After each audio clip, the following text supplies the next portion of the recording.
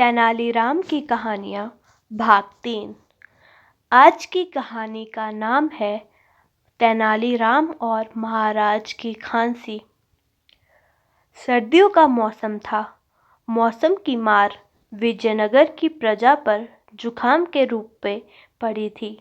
महाराज कृष्णदेव राय भी इससे न बच सके और उन्हें भी जुखाम हो गया। नाक बहने के साथ साथ खांसी से उनका बुरा हाल हो गया था। राजवैद्य बुलाए गए।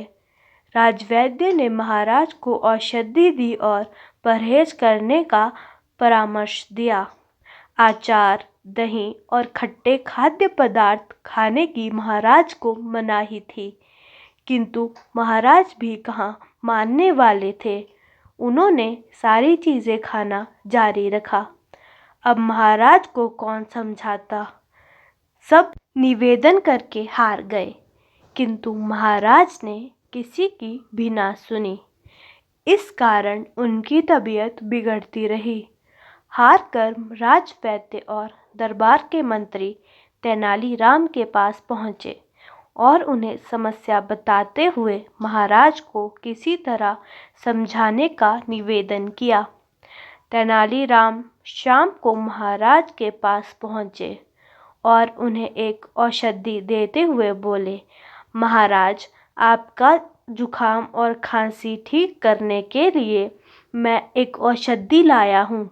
इस औषधि के साथ आपको परहेज करने की कोई आवश्यकता नहीं है।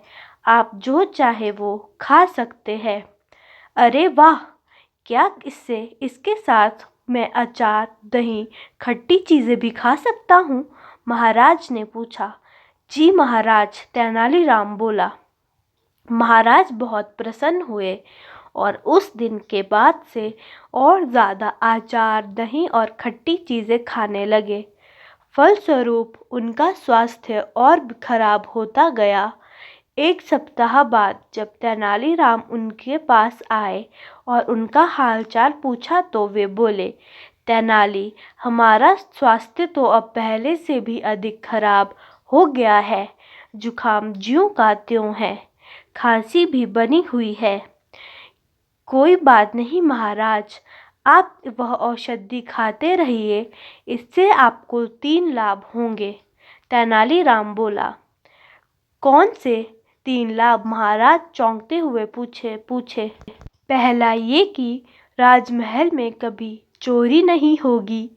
दूसरा ये कि कभी कोई कुत्ता आपको तंग नहीं करेगा।